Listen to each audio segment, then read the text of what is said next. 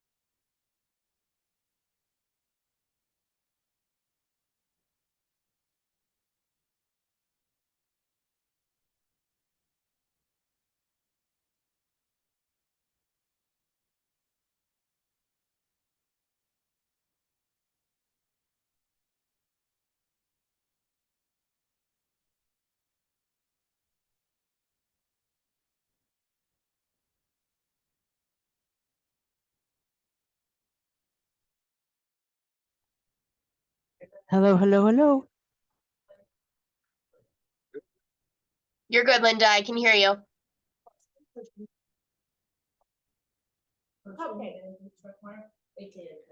Okay.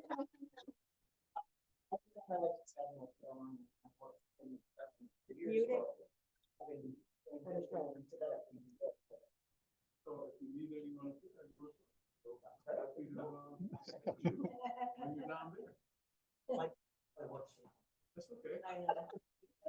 Sometimes he's busy on here. I can keep like a little bit.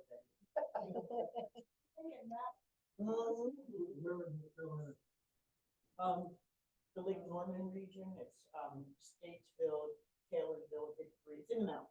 Okay. I'm sorry, I used to work, I live in Fayetteville. Oh, okay, my brother went to, Dixie.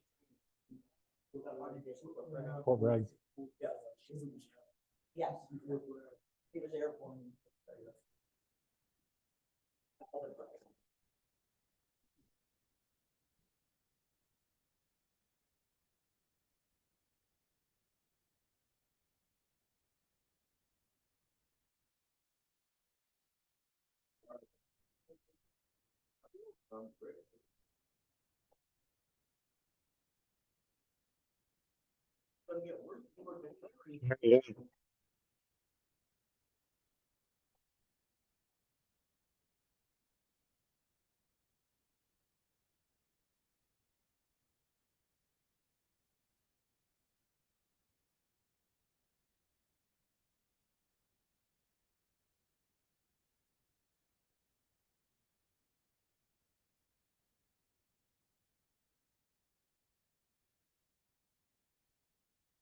Hey, Don.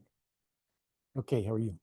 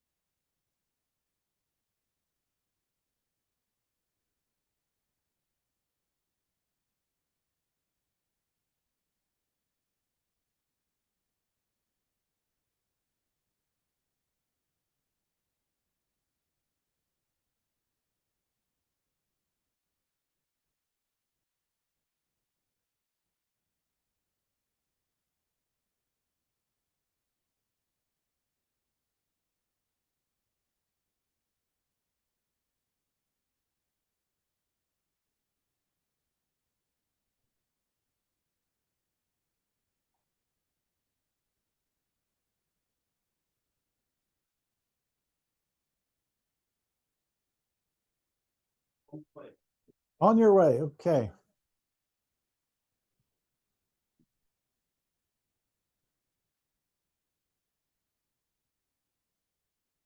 Can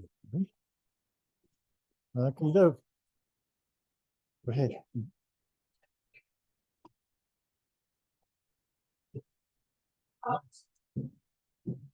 Thank you. Hey, you're welcome.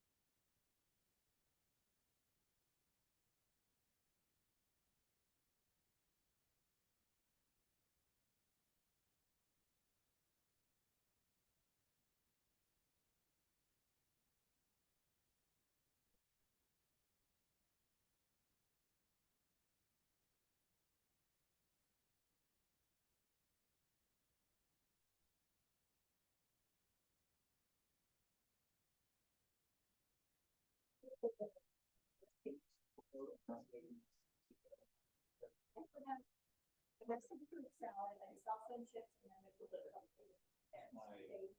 the guys.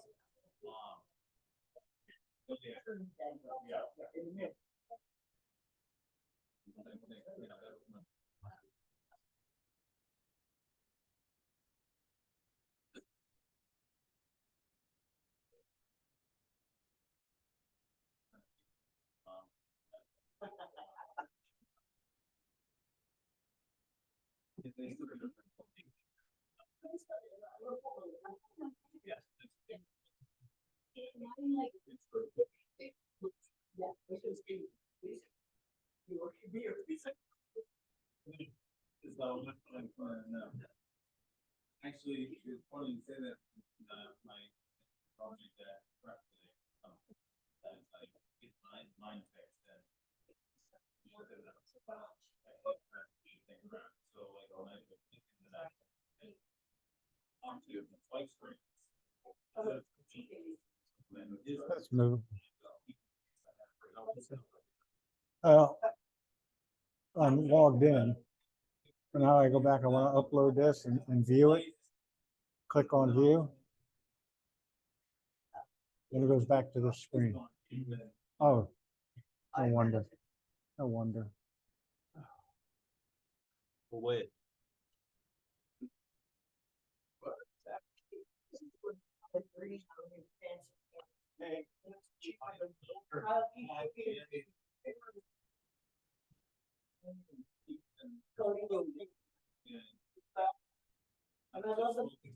Okay, exit.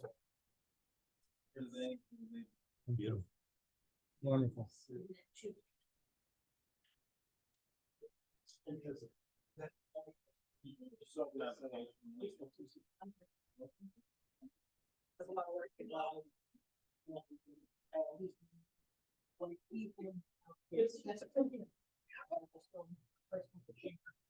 Oh, JR. Bests of the world unite. Swear in one. Come on. Is he civil or?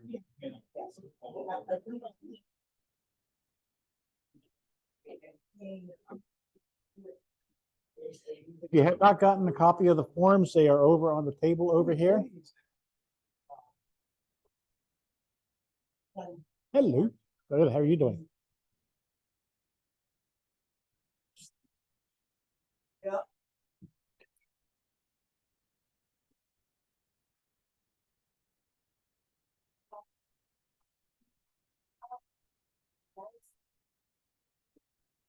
Hey, you showed up.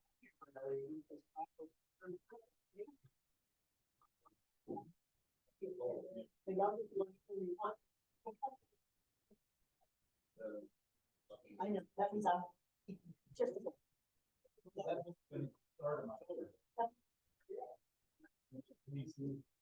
Yeah, five. There.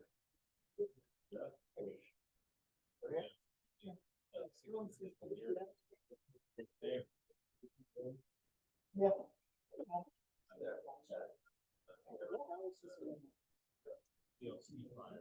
Oh, yeah. Hello, Robert. How are you? One of each. 1, 2, 3.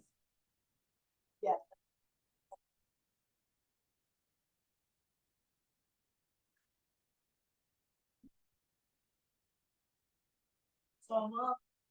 This.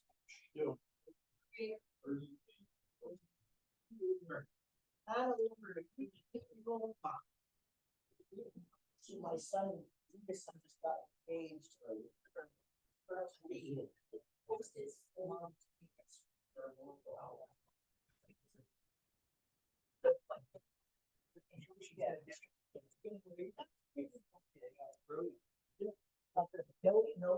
It says that I'm screen sharing, so it should be okay, right?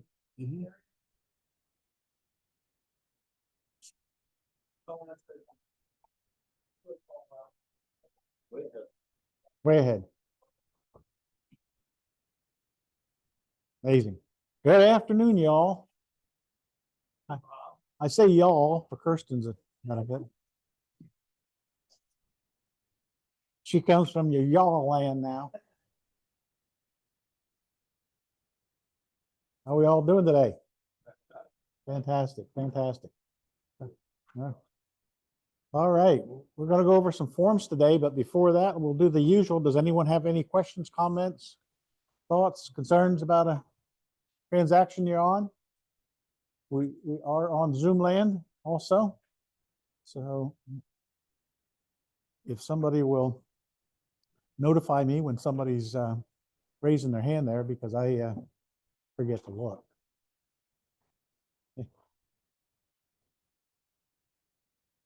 Any? No questions, no comments? Yep. Do we want to touch on the legal hotline's response to our conversation yesterday? Yeah, Sandra did get back to David and I with an email, and pretty much what we discussed on it, as far as what my thoughts are, what David's thoughts are, and a lot of you on the call, is that the mortgage contingency in paragraph 8, that little block there actually means something. Somebody said that it didn't mean something. It does actually mean something, and it means exactly what we had said what it means. Now, as far as the appraisal contingency, as we discussed yesterday, the appraisal contingency gives the right of the buyer to terminate if the property does not appraise. If they initial that section on the buyer contingency, and so they do have the right to terminate on it.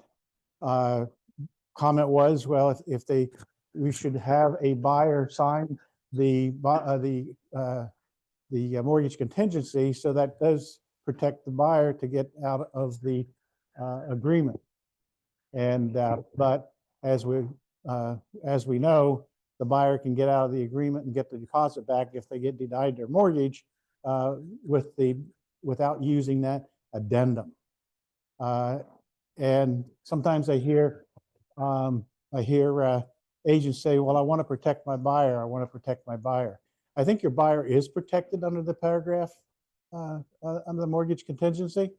And if it's a matter of just wanting to protect them so that they can willy-nilly get out of the deal, is that really even in the best interest of the buyer? And is that in the best interest of yourself?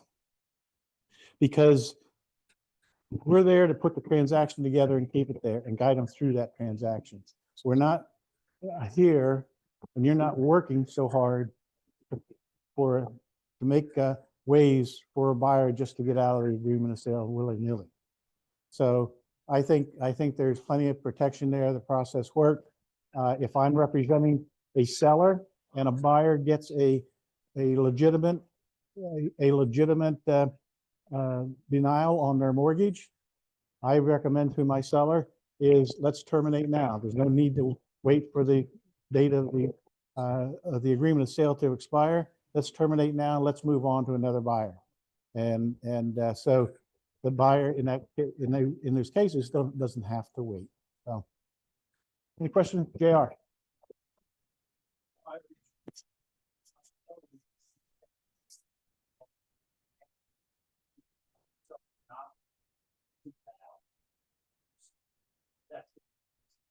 Abrasive buyer said, what are you doing?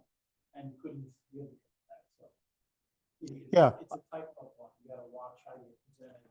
Well, I think, yeah, I think that especially if you're in a multiple offer situation, it weakens your offer. It weakens your offer. And I think that if you get it without any multiple offers, I would still have the discussion. I would have the discussion with your seller as to what can happen with that, and guide your seller as to, is this in your best interest? Do you want to accept it? You can always go back and counteroffer with that contingency taken out of there, with that addendum rather being taken out of there. So you can do that as a counteroffer, and I would guide, and that's what the seller pays you for, is to give them advice and guide them through the transaction. But if I'm negotiating a contract, I don't go back to the other agent and says, well, I'm not going to do this, or we're not going to do that. It's my seller is not going to do that. My seller, the verbiage is coming from my seller, not putting me in a position where I'm making the decisions. And I hear that all the time. And unfortunately, we all have experiences with agents making decisions for their buyers or sellers and not really coming from the buyers and sellers. So any questions on that? Anything to add, David? That appraisal contingency form, over the last few years, like one of the best uses for that. I mean, obviously, if it's a land deal or a cash deal and they want to have an appraisal done, that's a great use. I think that was like the initial intention. Right. But when you sister that with the escalation form, because if you're going higher than the asking price, you can, and the buyer has the financial wherewithal to make up the difference between the asking price and the offer price. You can fill that out and have that, easily communicated to the seller side by using that form. And that puts everything in, clearly in writing about what's going to happen. I hate this. I do too. Multiple offers and the escalation clause, your buyer instantly goes to the max and narrow recommend it's crazy. I would tell you, I don't like the escalation clause either. I would tell you that PAR, there's only one reason why PAR came up with the escalation clause, is because when we were getting into multiple offers some years ago, even before this last turn of events in the pandemic, they came up with it because agents and brokers were coming up with their own language, and they were creating problems for themselves and trying to write legal jargon. So PAR came up with that form. I don't like the form. And I will tell you how I've used it when I'm representing the seller. If I get a escalation form, escalation clause, I present it to the seller and I suggest, well, now we know what the maximum is that this buyer will go, because it's like playing poker with you showing the cards to the players. So why don't we take this highest escalation clause and go back into that buyer and say, we will counter at that price. and I've done it and I've been successful at it. No, no, no, not at all. But anything else?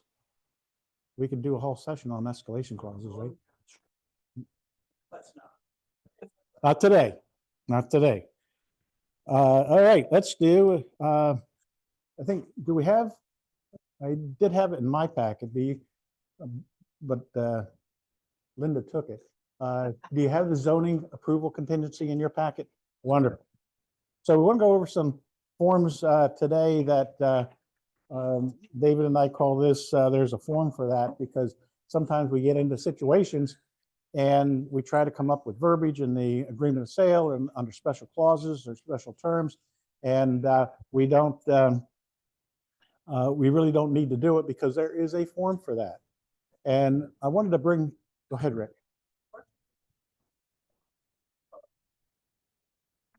So is there a time frame you use that, or we use that as going forward? We should not use it. I have to, and I think David and I talked about that the other day. I have to get that taken off of the compliance that it's required. I think it common sense you get that, take that out. Yeah. Yeah, the initial form.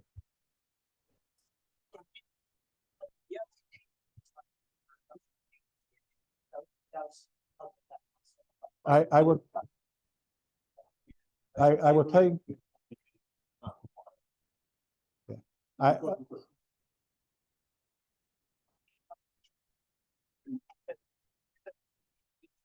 yeah.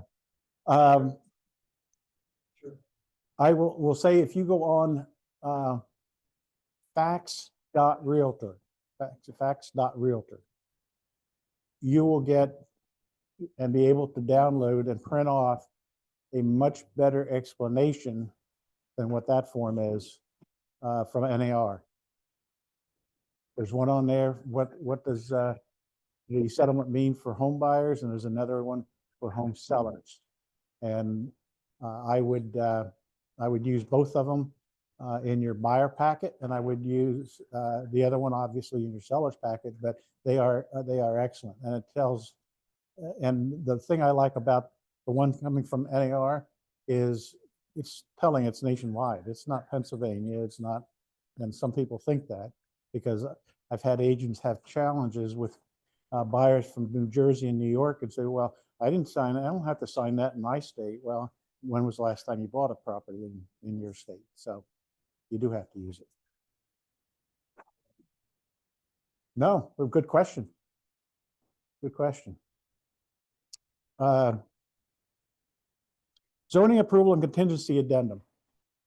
I think this is an ideal form for today when we have a property that's listed for short-term rentals. That short-term rentals are allowed. If we look at the first paragraph, the verification of zoning for proposed use, it obviously put in 15 days or put a day in there, and the address of the property is permitted, gives them the opportunity to check, and it's another good disclosure that tells them they should check with the municipality. They should check with the municipality to see whether short-term rentals are allowed or not. Just because it's being used as a short-term rental now, we all know what the hassle is with short-term rentals and how fast HOAs and municipalities are changing their rules.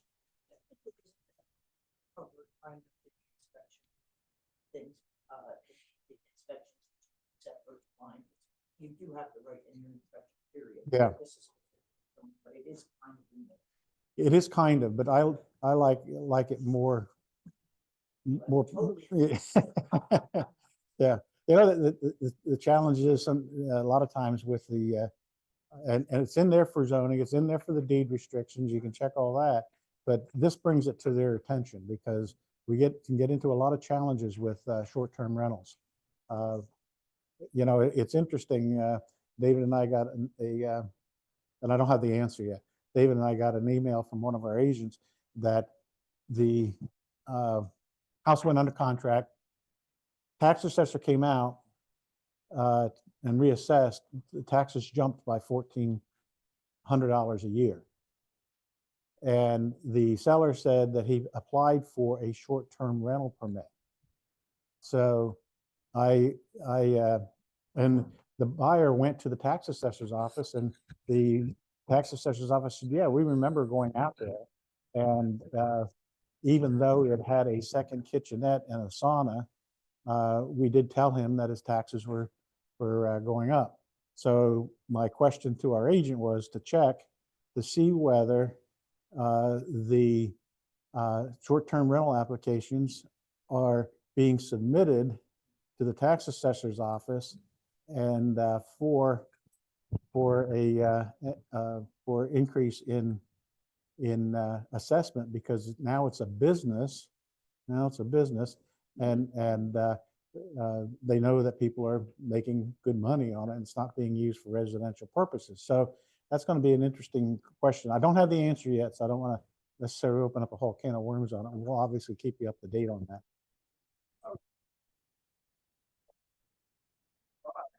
Being a township raised the taxes before just because of the permit requested. There was something that triggered. Yeah. There was something that triggered the tax assessor to come out and look. Now, what I've asked for clarification on was there a permit submitted to the township for the second kitchenette and the sauna, or was that already there? Now, if they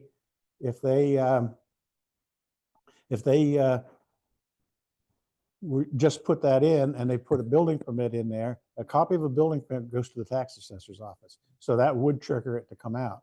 It sounds like, however, that it was already there. So that's what I'm trying to get clarification on.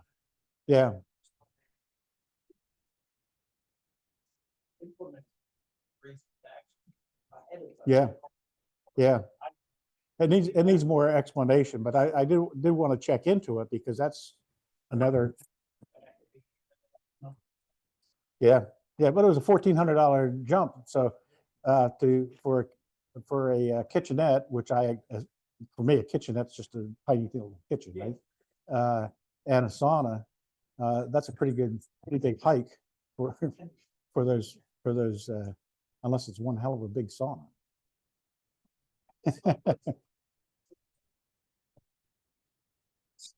That it anticipated that taxes would go up and the house was being sold. I'm sure he disclosed that, didn't he? No.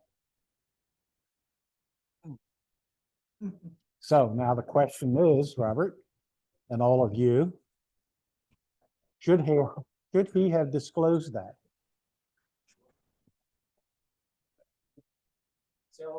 Because the question that the agent has, that actually the buyer has, is there any recourse? Is there any recourse for the buyer? Because it wasn't disclosed. Number one is, again, I'm not sure when he found out about this. Was it found out during the listing period and all?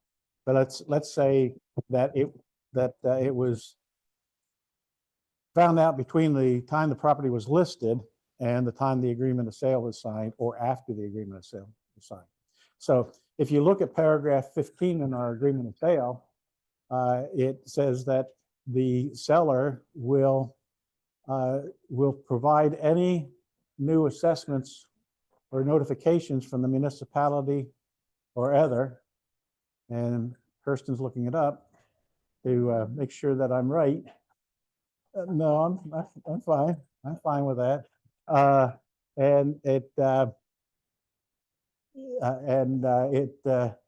has in parentheses, except assessed valuations,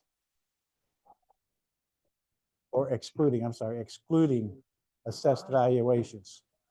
So I replied back that I don't think the buyer has any recourse on it, but it is a heck of a jump. I mean, that's $1,400, went from 4,964 something, I think it was. So anyway, those of you that are new to my class know that we can get off on the tangents. So anyway, I think this is a good form to use. And it's also in particular, if you're, we're talking about the zoning change form. And if, in particular, if you've got the short-term rental, it just gives us another cover that you've been advised, you've advised the buyer. The second part of this form is the change of zoning and municipal approval for proposed use contingency. If you have a situation with a change of zoning, or the seller or the buyer wants to do something that it's not zoned for, I highly recommend that you get with the zoning officer very, very early on. Actually, I prefer that you would have that checked out before you even write the agreement of sale. If it appears that it can be done, you can certainly make it contingent, but have some guidelines and have some knowledge as to whether it's practical that you're going to get a zoning change. Because I've heard so many times that, well, we'll just get a zoning change. That's not that easy, let me tell you. Yeah, it takes 15 days to get the application. So zoning changes are not, and even variance. Well, we'll get a variance for that. You know, the best thing to do is do some homework, check with the municipality yourself, have the buyer check with the municipality. I have a situation where I'm going to be listing a property that has a retail business in it. I checked the zoning on it. It's a combo, retail business and a residence. I checked the zoning on it. It's been there forever. Checked the zoning on it. It's R2. So I thought, well, the use that they're doing is kind of unique. So what else can we do there? Because not likely I'm going to get a buyer for the use that they are using it for. So what else can they do there? And so I checked all the, and this is Stroud Township, I checked the zoning ordinance, what was allowed in R2, and pretty much a duplex is allowed in R2 other than single family residence. So you can't do too much. I made an appointment and went up and talked with the zoning officer, Stroud Township, and which is somewhat what I expected. Somebody could go in and do another type of business because it's a non-conforming use. It's a non-conforming use, doesn't conform with the zoning ordinance. They can do another type of business as long as it's equal to or lesser impact on the neighborhood than what's used there. So it's still, quite frankly, very limited. But those are the types of things, if you're getting into those listings, do your homework. If you have a buyer that looks at it, and in this case, if they look at that property and your buyer wants to do something with it, have them check with the township. You check with the township. Most of all this stuff, everything that I found is right on Stroud Township's website, so it's easy to check out. JR? Stroud Township, very telling. I was on Hamilton Township, they have nothing on there. There's no zoning permitted uses, nothing. You have to go down there, get a meeting with the zoning officer. Right. It's more laborious in some townships. Yeah. No, that's right. That's right. Every municipality is different. Every HOA is different. Any questions on the zoning form? One you're probably not used too much, although with all the short-term rentals, might use it more often. What are we going to do next, David?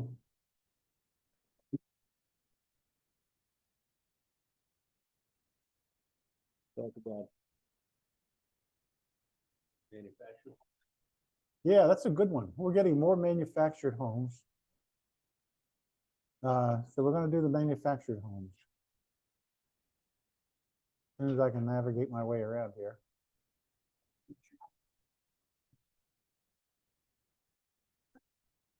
What's that? There's a on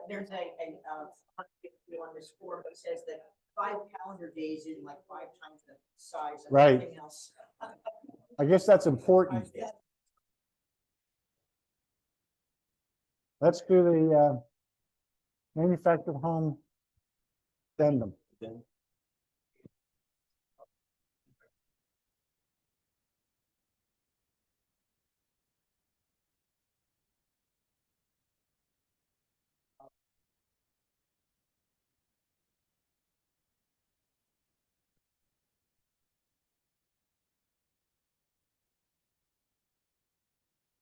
So in the, our forms program, there's several different types of agreements of sale, right? There's obviously the standard agreement of sale for residential. We got commercial, we have land, and we have manufactured homes. Manufactured homes, there's a couple of different agreements of sale there. One is manufactured homes on a leased lot. And there's another one on its own freestanding manufactured home. So there's two different ones. So, and there's different rules. So if you're selling a manufactured home on an acre of land, it's pretty much the standard is what we have we have in, you don't like Cheryl? No, it's just so cold right now. No. Oh, You don't feel it as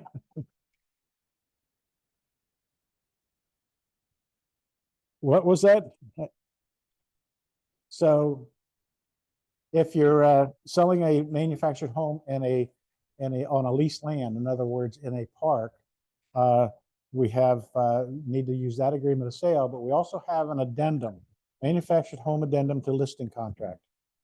And it asks for, this is a form that a lot of people don't know that's there. But it's good information and it saves a lot of headaches. If you have this addendum, it saves a lot of headaches because I get the agents coming in and say, well, they don't know where the title is. They don't know if they have the title. They don't know. And this asks the questions. So at paragraph 1, it's just the description of the home, the manufacturer's name, the model, the date of manufacture, date purchased, serial number, VIN. Very, very important. Very, very important. And because you're gonna need that before you have a settlement on it, and approximate length of without the hitch. So you typically, if you have a 70-foot manufactured home, the home itself is normally 66 feet because the tongue is 4 feet, so it's 66 feet. So sellers advised that the title document for the manufactured home may be required for closing. So question is, do they have the title to it? If they don't, then you're going to have more work to do because to convey it, you're going to have the title. It's the same thing as an automobile. It's a titled property. And by the way, if you're listing a home in a park like we're talking about, and the lease does not go with it, and so they're only selling the manufactured home. We don't like mobile homes anymore, but that's easy to say than manufactured. But anyway, and it has to be moved. You cannot sell it. You're not licensed to sell it. You have to have an automobile dealer's license to sell it. And that's the law. If you're selling, you get a listing, manufactured home in a park. You go out there, seller says in a park or a rented space, a leased space. I shouldn't really say a park, a leased space, because it could be a leased space on somebody's land. And and the seller says, I'm selling the home, but it has to be moved because I got notice that the seller wants me to move it. He's not going to lease the land to me anymore. You can't sell it. That's an automobile transaction. So you need an automobile license for it.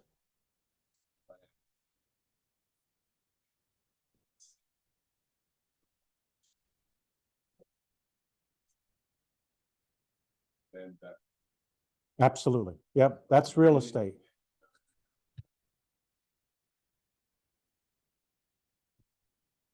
That's correct. Yeah. Yeah. And that's why we have two different agreements, one for on land and one for on a leased spot. By the way, any transaction, we're not selling the house. We're selling the real estate. We're selling the land. The house just happens to be on it. So that's really what we're selling. That's the real estate. Just the house happens to be on it. And that's the difference. You're not selling the real estate. So that's why it falls under the deal license. Danny?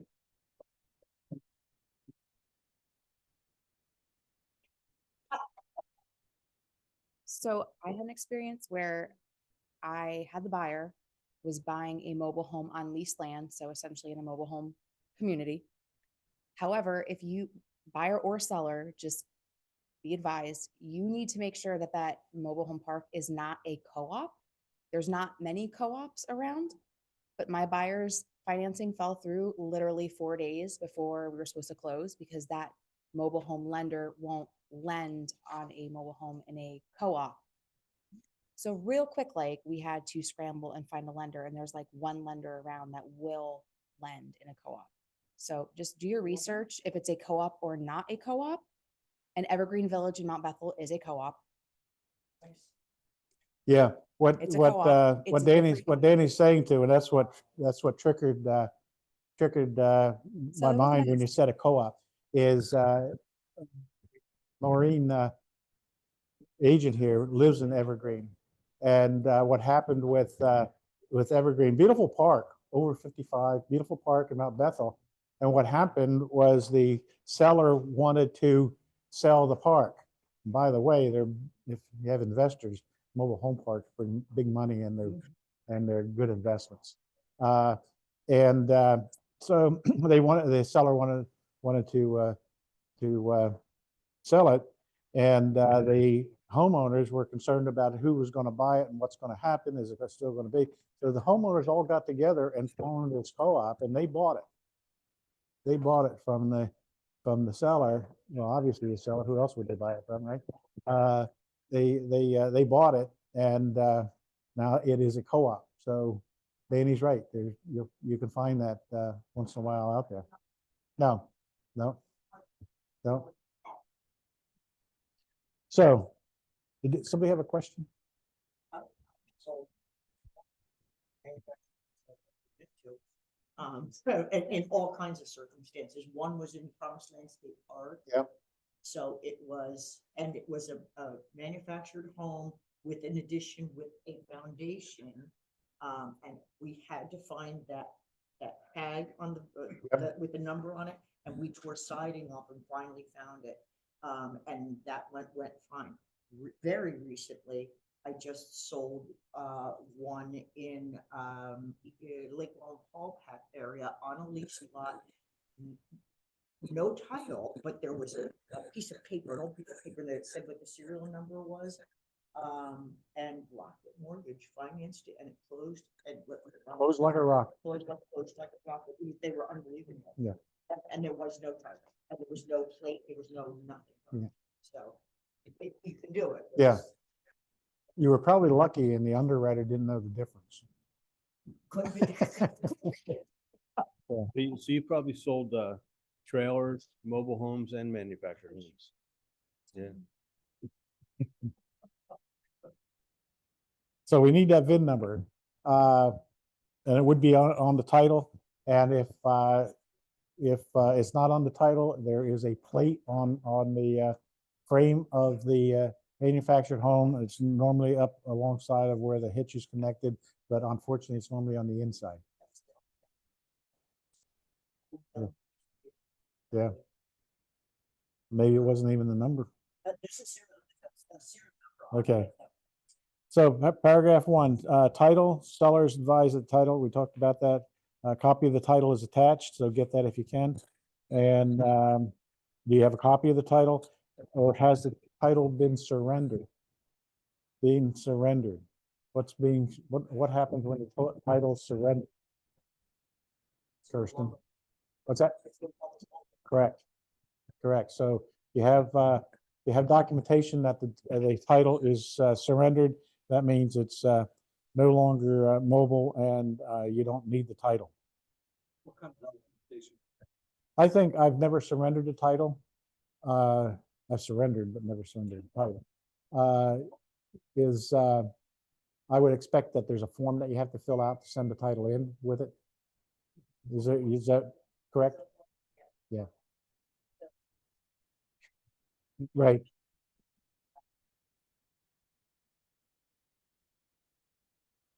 Okay, good.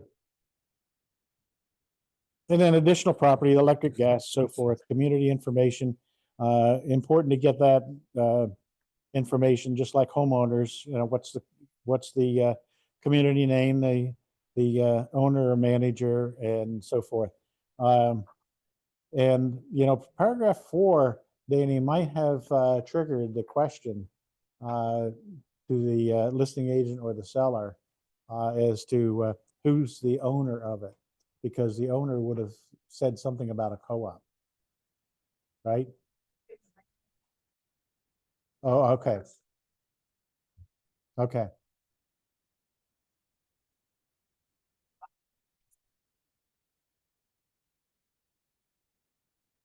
Yeah. Right. Yep. And Maria, you don't do mobile homes or manufacturing on a foundation. Mobile? So keep, It'd have to be foundation and surrender. What? Surrender. yeah, typically, yeah, yeah, typically, my experiences are, if they are on a full continuous foundation, not on piers, on a continuing full foundation, and the tongue's been removed, you don't have to worry about the title, whether it's surrendered or not, because at that point, lenders consider it not mobile anymore, and somebody can't come in and take it away, and yeah. What's that? Well, yeah, I mean, you can always make the argument. I mean, when we think about it, right? If you have a modular home that comes in 2 pieces, if you wanted to move that, you could move it. You could just take it back, put it back on the trailers, and take your home with you. Okay, any questions on manufactured home addendum? Yes.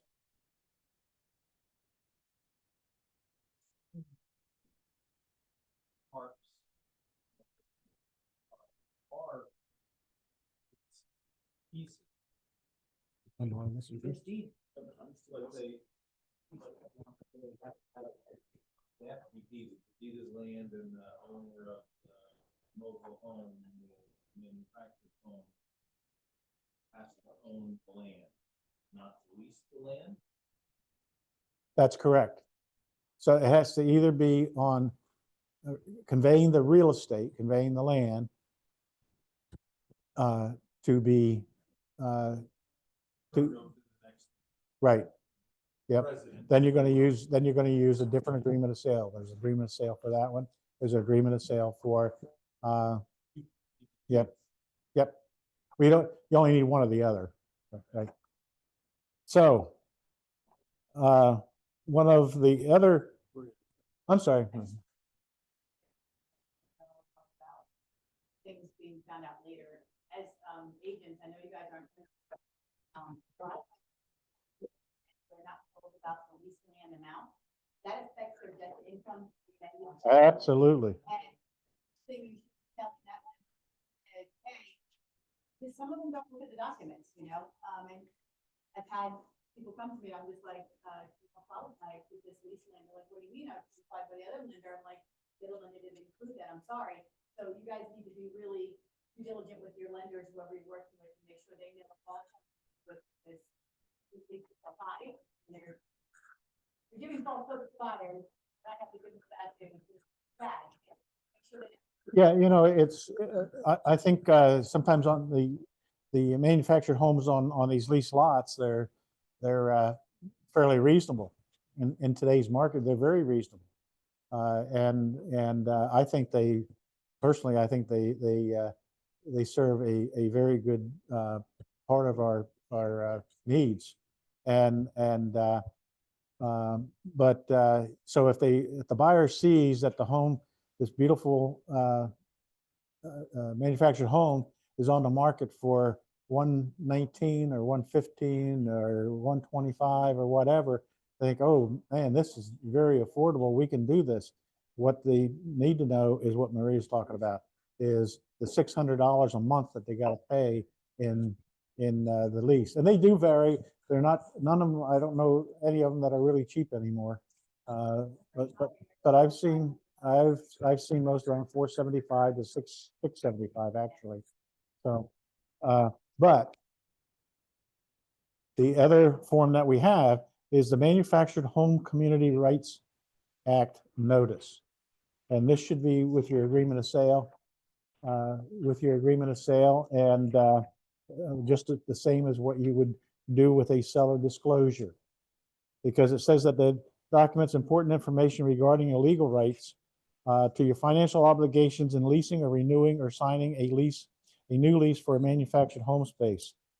The statements contained in this disclosure are only summary in nature. Prospective lessee should refer to all references including. So it's a notice, and you will see that it says, and Kirsten stated, they want you to know that you have 5 calendar days from the date you receive this documentation to cancel your agreement in writing to the manufactured home community owner or operator. So what is that? Resale certificate. Resale certificate, the same, only you have less time.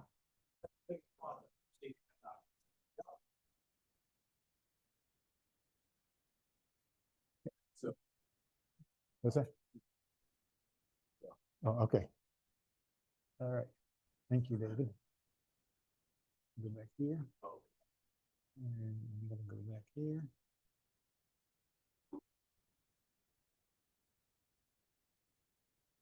The page 2, Bob, say for the manufactured home addendum, I don't have. It's on the back. Oh, maybe you didn't get print. The only thing that's on the back is the signature lines and the manufacturer's home community rights act. Thank you. Let's see if we can find it here. Under disclosures.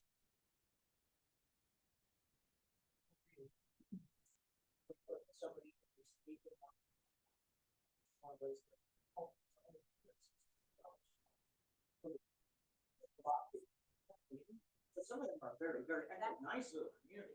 that's amazing. It really looks like- That's fun. That's amazing. Yeah. I've never come across. 160.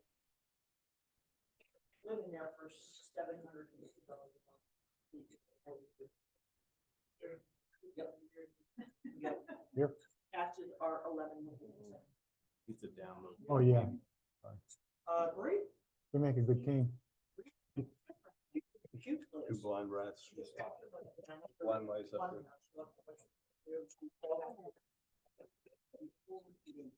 Oh, that is. Yeah.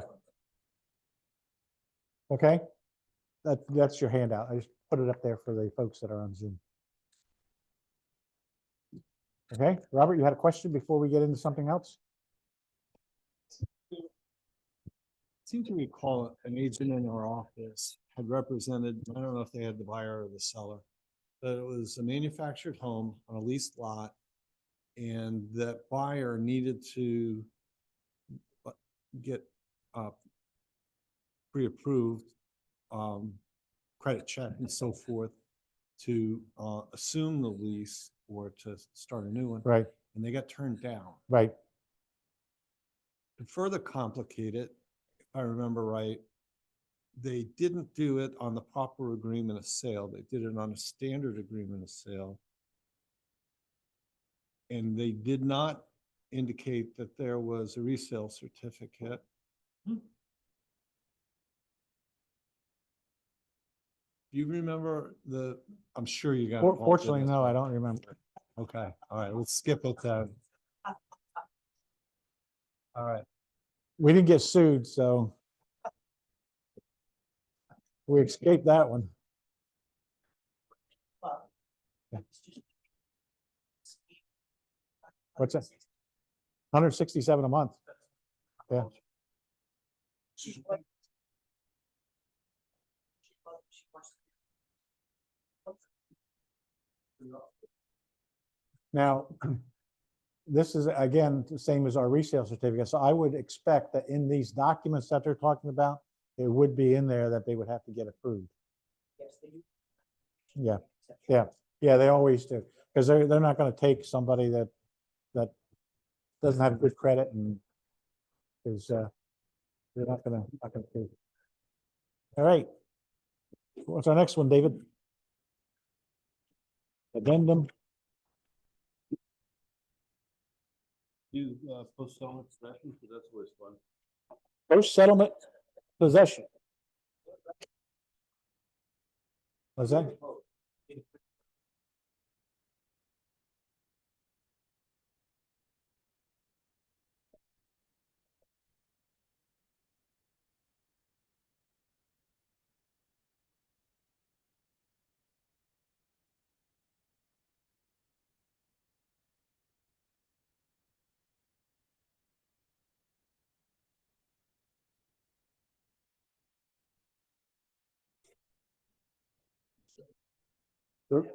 Yeah, we're gonna have, we have pre and post.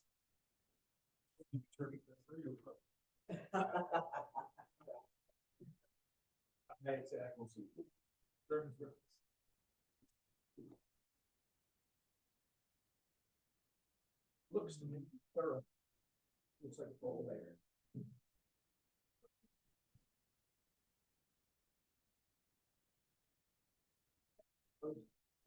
Post settlement. Post settlement possession addendum to the agreement of sale. When does this come, when would this come into play? Very good. We'll give you a good star, a gold star for that one. Or at settlement, maybe. But besides of JR's explanation, what's the purpose of it then? How's that? Uh,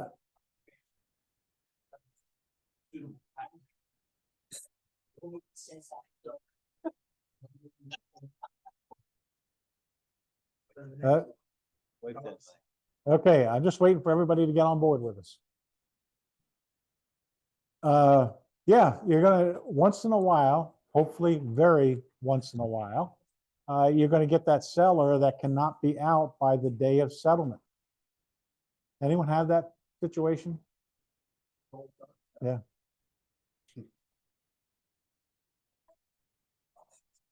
Did you use the post-settlement addendum?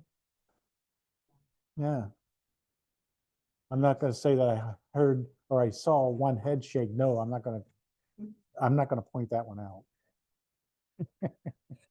But if the seller is staying in the home after after settlement, and there are many reasons for it, but saying that, try to work things out that doesn't happen, because we want to have it out as of the day of settlement, because it can open up a whole different kind of thing. But that's why we have this form.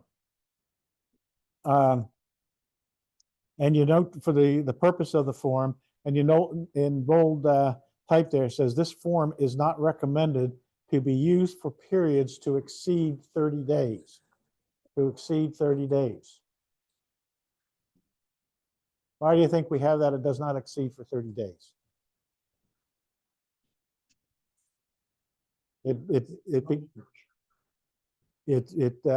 More than 30 days is leasehold. More than 30 days is a leasehold. So you need to, if it's going to be more than 30 days, you need to do a lease, not this form. You need to do a lease. And typically they're not more than 30 days. Typically it's a few days, sometimes it's only a couple days, sometimes it's a week or 2 weeks. So typically it is less than 30 days. The vacating date, you obviously put that in there. Occupancy, seller will pay buyer an occupancy fee of blank dollars per day. How would we come up with, what would we charge a seller to stay in their own home for an extra few days a week or 29 days?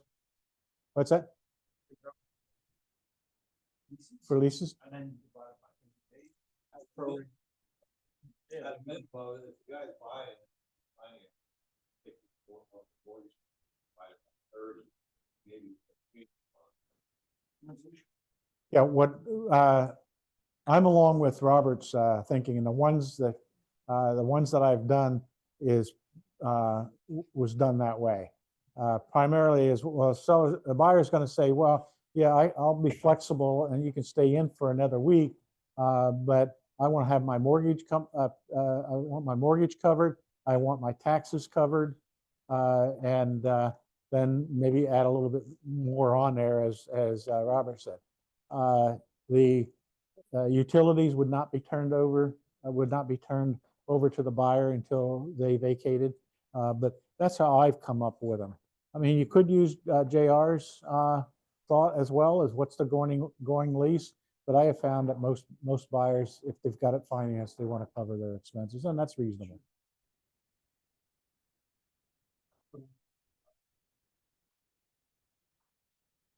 What about the insurance on, I just tried to do this one time and completely talked my buyer out of it.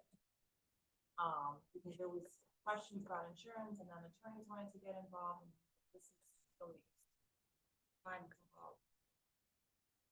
One of us have insurance policy, right? Yeah. A very big point. Yeah, a very big point. So let's just do a couple of the other quickies and then we'll come down to the insurance. Property inspection, buyer will inspect the property within 2 days after seller vacates the property. And they take, it goes on about the utilities, what's being paid for. Are there pets that are allowed? Maintenance of it says the seller is going to maintain the property in its current condition till the time of settlement. Changes in the property, seller will not make any. Property insurance, buyer and seller are advised to contact their insurer prior to signing this agreement or this addendum. Seller understands the buyer's insurance does not cover seller's personal property or seller's guest. Seller is advised to obtain contents and liability insurance to protect the seller. So the seller basically has to get what? Tenant's insurance, right? Now, if they're selling the property, if they talk to their insurance agent, they probably can put some type of rider on there and cover that.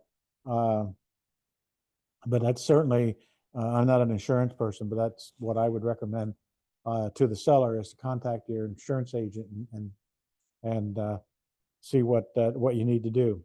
And then the seller must have insurance policies providing at least blank in contents and blank in liability.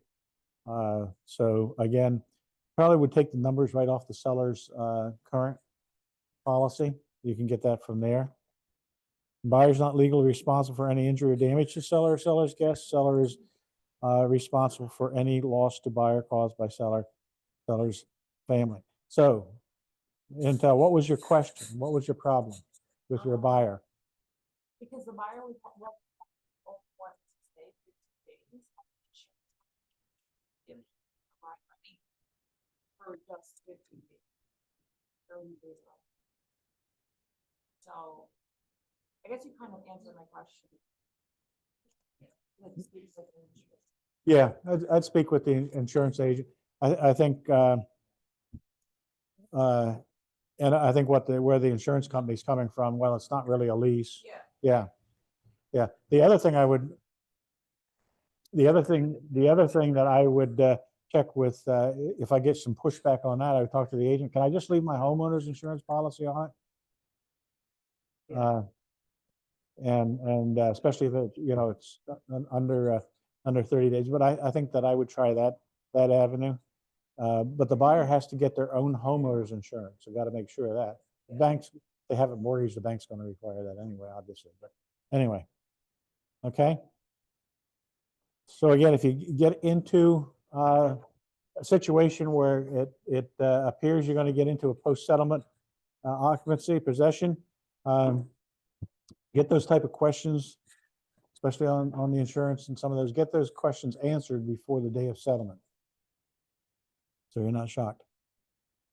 And then it talks about seller shall receive the keys and the buyer's agent can enter the house with a 1 day's notice. Seller's default, the dates and times are of the essence. And I want to jump back up there. There is another deposits. Paragraph 4, in addition to the occupancy, seller will pay buyer a security damage deposit in the amount of blank, which will be held by buyer until vacating. Within 30 days of vacating the property, buyer will refund the money. That's just a security deposit. Why would you want the buyer to pay seller pay a security deposit? What if they do damages on the way out? Yeah.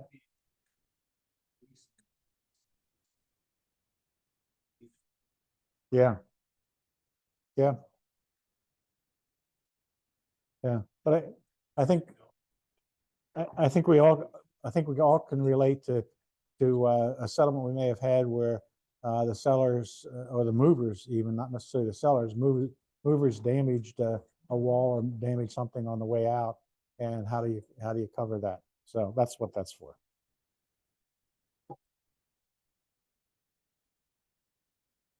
And then the seller cannot assign it, and indemnification. Do you have anything to add to that, David? No. I think pretty straightforward. Pretty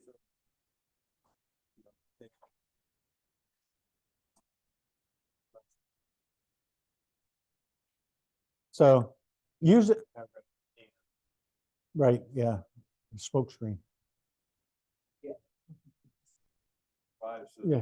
Settlement. Oh, yeah, it does. Yeah, because you've had settlement on it. So it does. Yeah, good point. Good point. stuff, shuttle. Right? Something that's the same thing. Something in there burns the garage down. Yeah. That would cover anytime there's like you said, and that can happen too. They say, well, I'll be out of the house, but it's going to be in the storage building. Yeah, yeah. Danny, did you have a question? Oh, okay. You were just waving to me.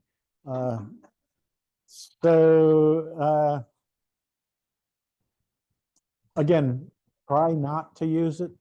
We do get in those situations, but do your best to either, if possible, to delay closing. Sometimes that's and it's probably the most time, not that I've used it a lot, but the times that I have, it's been well, the buyer's mortgage rate lock is expiring, and they want to close because they don't want to lose that rate. So that's probably one of the biggest ones I've had. But again, use discretion on using it because, and the reason I'm saying that is if you have a house where the sellers are hoarders and they have not moved out much before the settlement date, 30 days is probably not going to be enough to get out. So, in those cases, I highly recommend that you just, if at all possible, delay the closing, put some pressure on there. Put some pressure on there. And I don't think it has it anymore.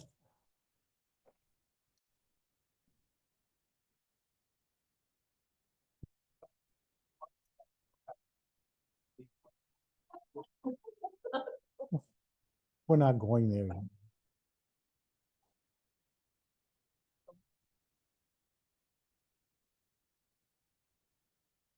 Believe it or not, I had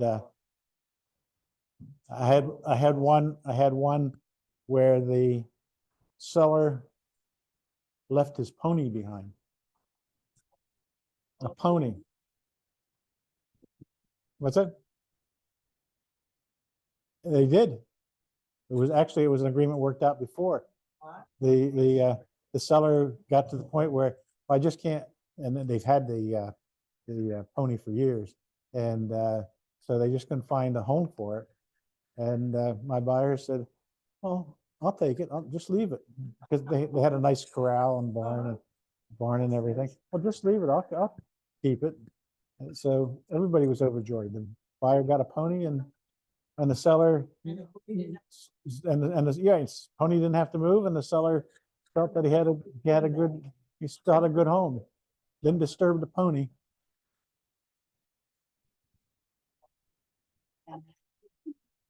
And he said to me, "I'm taking stripper pole, but I'm not taking stage." So we had to kind of let the buyer know it wasn't a stage, it was where he exercised. And we could like look at it. Yeah.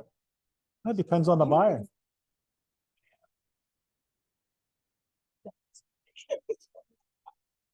You could be creative and market it that way. Yeah. Okay.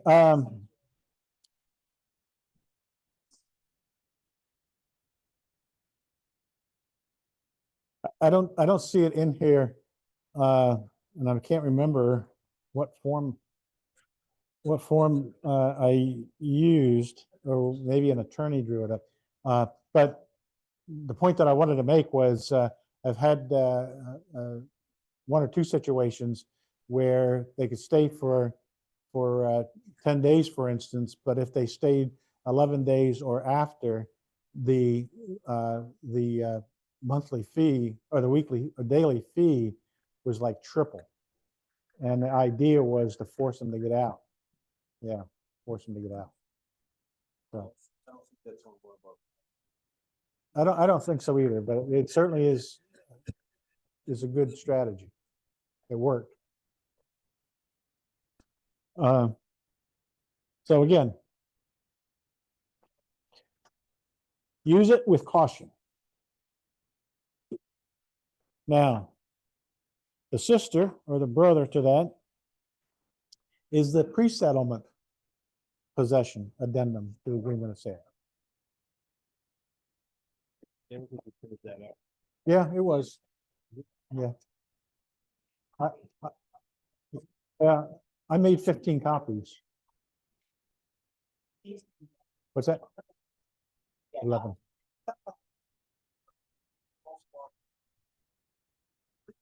Pre-settlement possession addendum to the agreement of sale. Again, this form is there. It's good when we need it, but try to be cautious when using it, because it can be abused. So this one says the purpose of it, but this one says only 14 days. The pre-settlement's only 14 days, not 30 like the post-settlement was. So it's 14 days. And paragraph 1 says what can be done. And it can be move in personal property, for example, furnishings, and physically occupy the property, the worst one of all. Store personal property without physically occupying, that's pretty good. Store personal property in the following areas without physically occupying the property. That's pretty good. Or make repairs or improvements to the property in a workman-like manner as follows. So I'll talk about that one first. Because if we get a situation where the mortgage is contingent upon repairs being made, and the seller says, "I'm not repairing anything," And the buyer says, and we get this, and the buyer says, no problem, I'll repair it. I'll make the repairs. Now, typically, what can happen, because heard a couple of oohs, is what happens is we just say, okay, the buyer can go in and make those repairs. Well, there's danger in that, right? What happens if they fall? What happens if they do something to the property that they weren't supposed to do? So this addendum says they can make repairs and improvements to the property in a workman type manner, and then you list what they're going to do to the property. So it gives them the right to go in there to do it.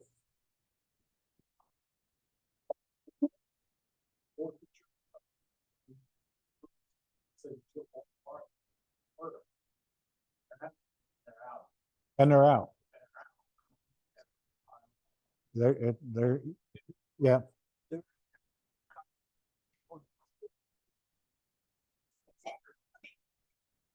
All good? I didn't make it only copied on one. I couldn't get- Yeah, and the buyer has to understand that they're making improvements. They're making improvements to somebody else's property. So if the transaction does not close, that their money and their time belongs to the seller. So that's something to keep in mind. But we get several cases where it could be a foreclosure, right? There you need to get the bank's approval, or the whoever's holding title to it and the foreclosure. But it could be an absentee owner. There's many times when that happens, the buyer or seller says, I'm not making those repairs. A lot of times they're minor, but good form to use it for those purposes. The first one, move in with personal property and physically occupy the property, is one that I would urge you to try to stay away from at all costs. Try to stay away from all costs.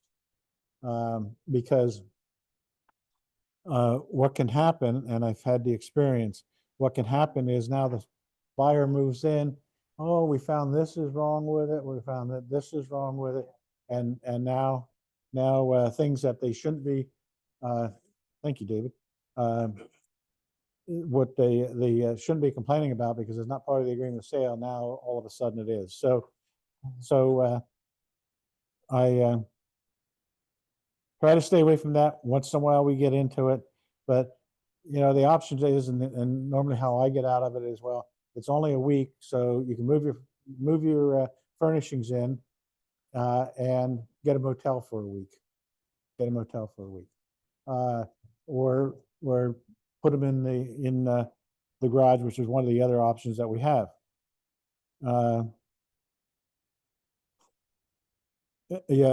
Store personal property in the following areas without physically occupying the property. So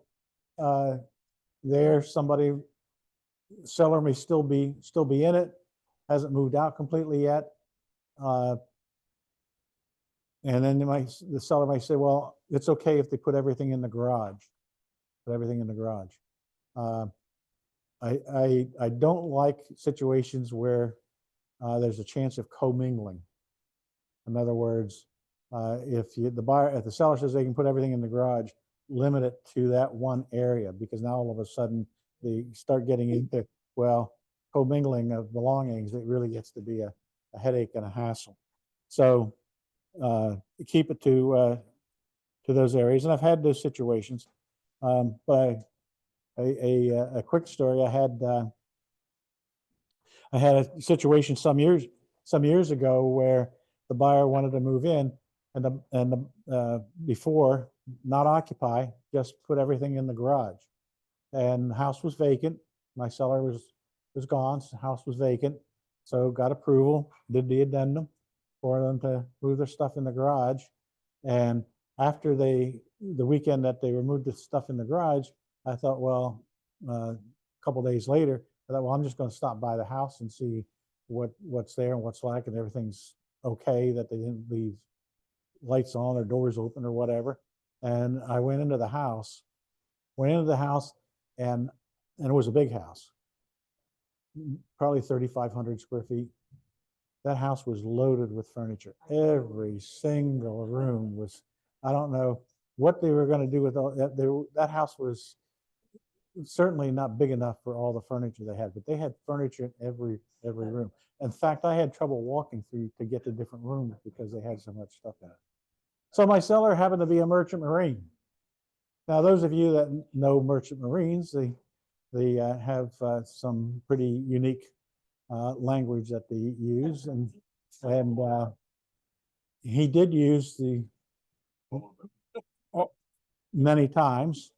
So he called me up, and he was really livid, and so every other word was the F word, and he's just screaming in the phone at me. And this is a good technique for you to think about. He's just screaming in the phone at me, and I couldn't get a word in edgewise. So I stopped. I didn't say anything. I just left him talk. I just left him keep yelling into the phone. And then after what seemed like several minutes, but after a couple of minutes, he says, hello, hello, hello. I said, yeah. He said, I thought you hung up on me. I said, well, we're not gonna, if we can't have we're not gonna accomplish anything unless we have a civilized conversation. Then he burst out laughing because he realized what he sounded like. Yeah, he did. He did. But it ended up that he did. I mean, he was out of the house and everything. But that's the type of thing that can happen when you get into these type of. Yeah. Myself,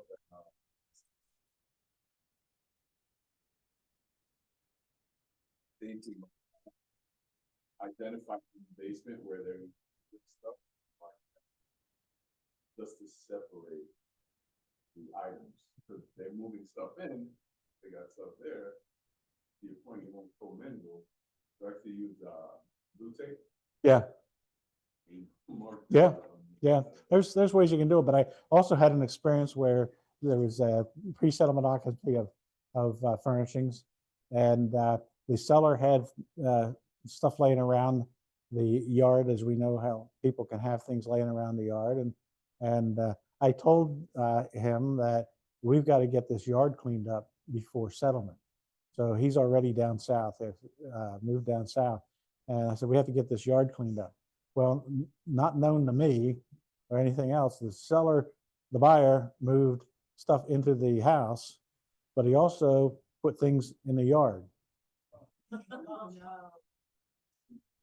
So now the seller's guy comes up and he takes everything.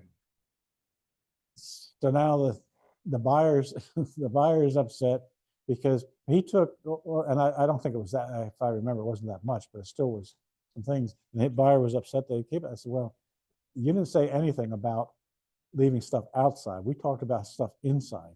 And the agreement of sale says that, and I think we even had it in the agreement of sale, that the yard had to be cleaned up. And so it wasn't anybody's fault except their own. But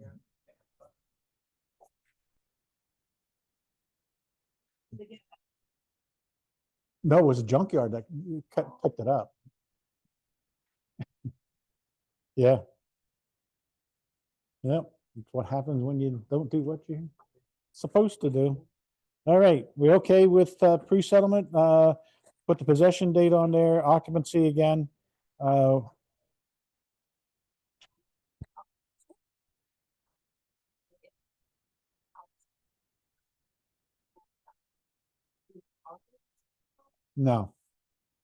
No, so yeah, the seller would, either the seller or the buyer would hold it.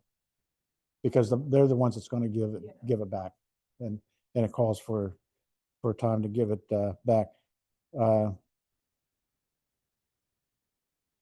Yeah, see, paragraph 4, in addition to the pre-settlement possession access fee in paragraph 3, buyer will pay an additional deposit credited to purchase price in the amount of blank.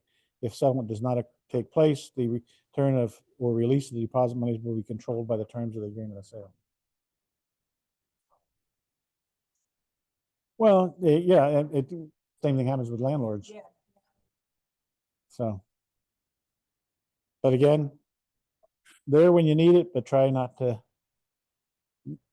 use it except in dire cases. What else is next, David? Want an easy one or? Yeah, why don't you? protection. You want to do that one?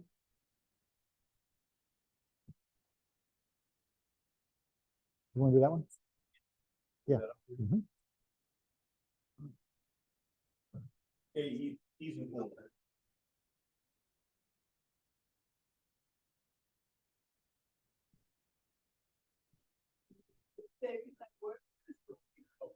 That's all right.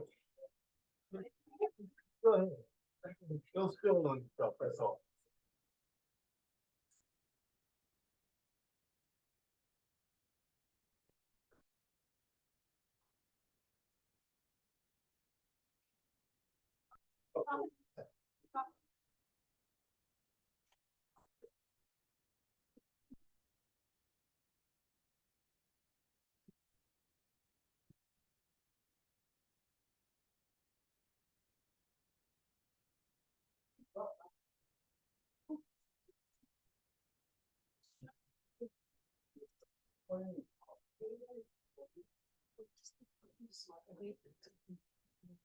They're over here. They were over here.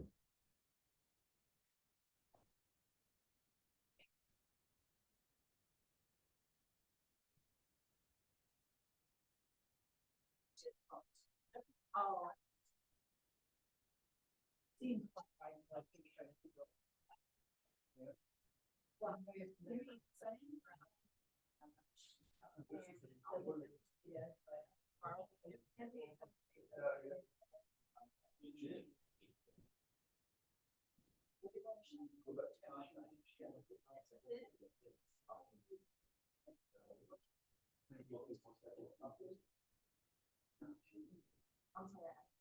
That's the only.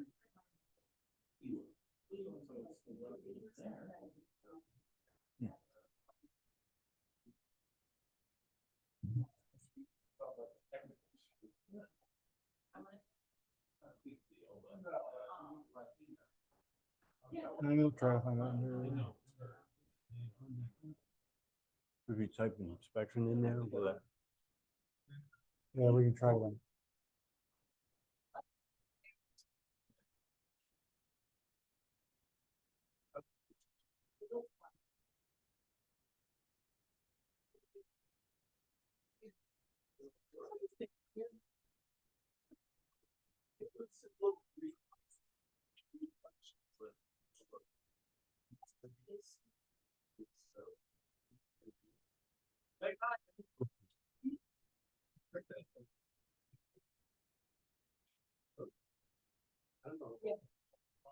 Okay, for All right. good home everybody back? inspection. No, we're missing. Where'd everybody go? They took intermission.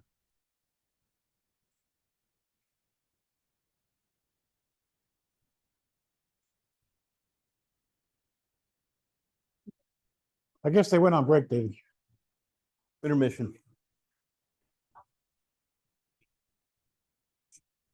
Those are good, aren't they? That's delicious. I love those things.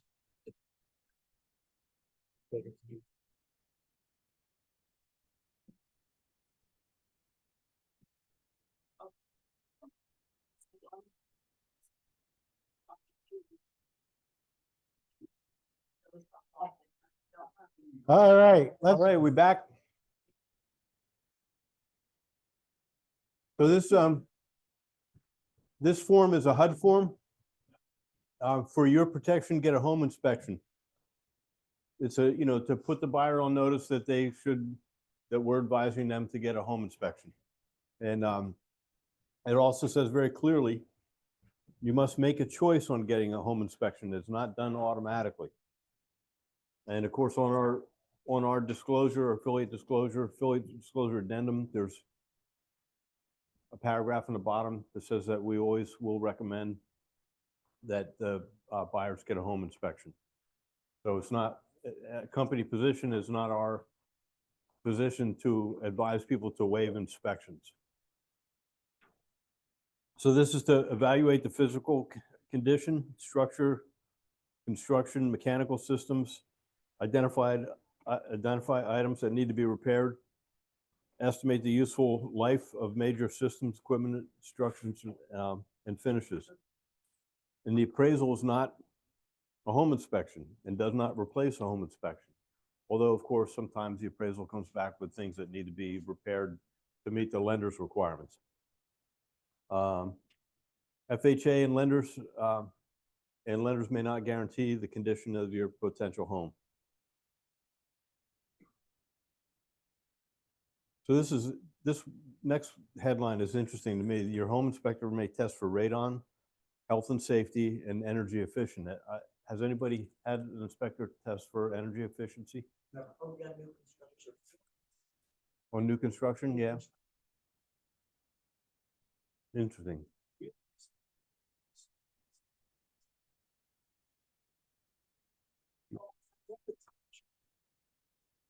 Want to share that?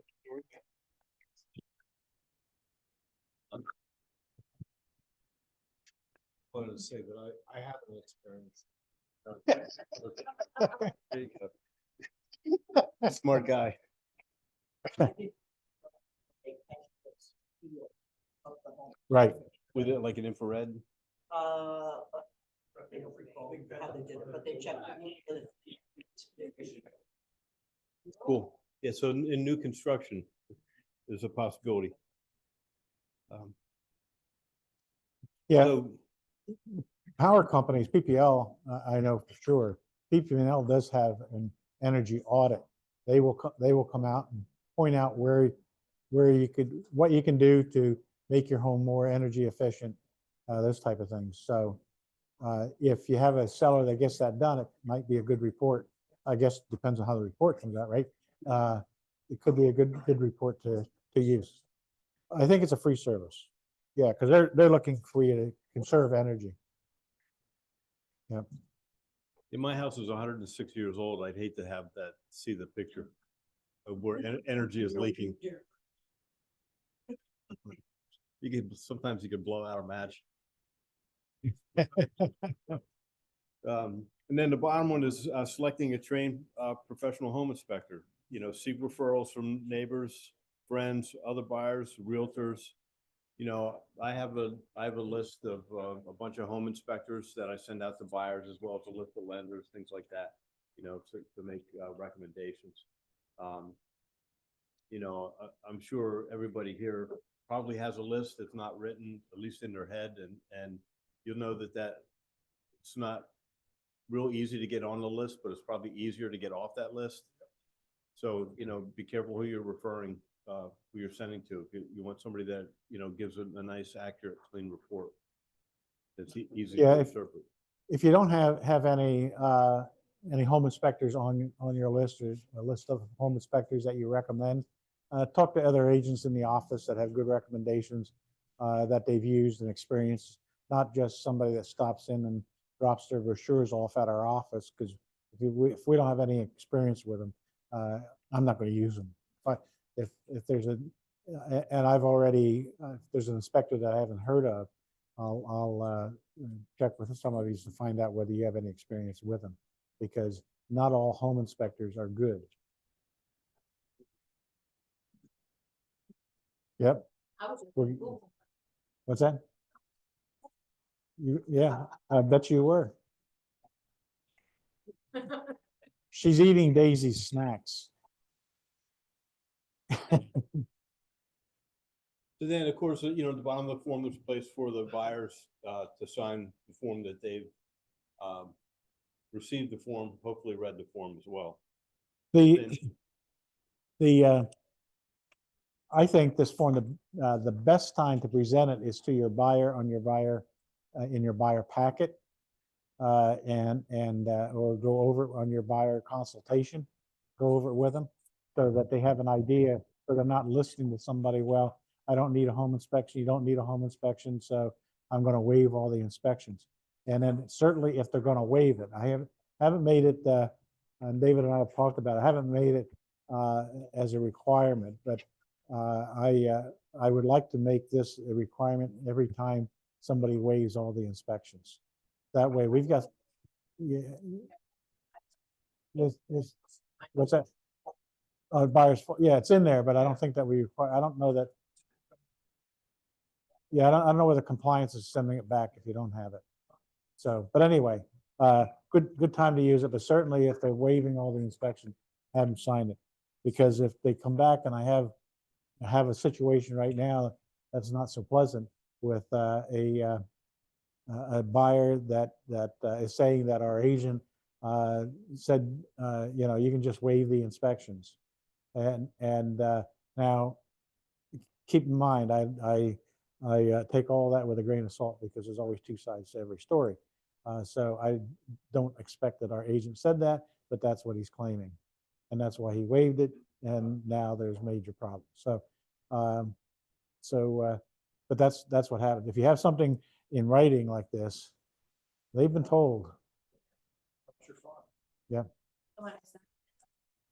Something, I'll put it, that would be, okay, summary of what we went over and, we have it, you requested that we waive inspections for the doctor said as such, against my advice or. Right. After further discussion with each other, you decided you made a decision to waive Yeah, good. inspections, so the. Yeah, documents are documentation. set as such. Yep, good, very good. Cool. And then when you have that Uncle Louie that wants to inspect the house, And then we get to the next one, which looks like it's used on the seller side, but maybe on the buyer side, if you're a buyer agent and your buyer wants to bring somebody in that you never heard of, and you can't find them, you can use this form, the Pennsylvania Home Inspector Compliance Statement. And you can put the client's information and the property address, and then the inspector must acknowledge that he's a member in good standing of a National Home Inspection Association and will conduct a home inspection of the above property in accordance with the ethical standards and code conduct of practice of that association and the Pennsylvania Home Inspection Law. Or he has not done that. And he's licensed as a professional engineer, or he's licensed as an architect. And then they would fill that out and sign that, and that would, lend credence to why that person might be hired. I think, and this is a form that PAR and one of the inspection organizations developed to get together. Pennsylvania Home Inspectors Coalition. Right. They developed this together because I don't know that we're seeing it a whole lot anymore, but it used to be that before the licensing law came into effect for the inspectors, everybody running around with a pickup truck and a toolbox was a home inspector. And so that's why it was developed. But in today's world, that was several years ago, in today's world, I think it's a very good form to use if you have a inspector, if you have a buyer that said, well, I have my own inspector, and you've never heard of him before, and he's coming from Philadelphia or New Jersey or whatever, have him fill this out. It's not one of those situations where we have to treat everybody equal. This is just a qualification for somebody that's doing the job, right? That's all we're asking for. So I would definitely use it if you get a inspector that doesn't know, because he may not have that. And if he signs it and he doesn't have it, then obviously he's committed fraud on it. So good form. You all know that one was there? Yeah. I've heard about that recently. Robert, got a comment? I've used it twice, and in both cases, sent it over to the inspector, and we never heard from him again. We got a new inspector, so it's. See how valuable it was? So what made you send it over? For here? Mm-hmm. Did a Google search, but couldn't find anything other than plain Facebook page or something. Awesome, great experience. Saved you a headache. Appreciate that. Yeah. Okay. What else we doing, David? I think we're Getting close. Well, we know broker's fee agreement. We say that for last, maybe a broker request for affirmation. Oh, yes, yes, yes. I've got it here. What, Broker's request for affirmation. Better known as the BRFA form. Or BRFA, yeah. This form came out of, this form came out of a change in the code of ethics by NAR. That it is a violation of code of ethics if a agent does not present an offer to the seller. So that's a violation of code of ethics. So PAR developed this form for brokers' request for affirmation. I think I heard somebody say about seller's reply to, I like the seller's reply to inspection a lot better. But what this form does is the listing agent signs it whether and affirms that they've presented the offer. But it is an honor system, right? So that's what this is saying. So the form's there, you can use it, but and I'll be honest with you, I've never used it.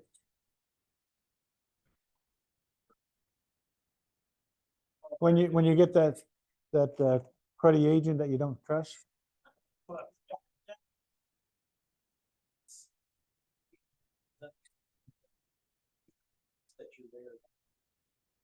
Yeah, keep that in mind. A lot of agents don't do that. Yes.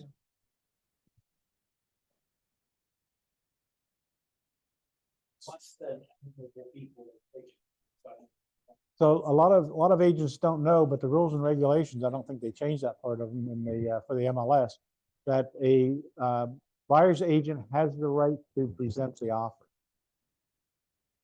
in person. So you can request that to present your offer. And I've had a couple of situations with agents that wanted to do that through the years. Rob Baxter used to be very big on that. For those of you that know Rob, he's around forever.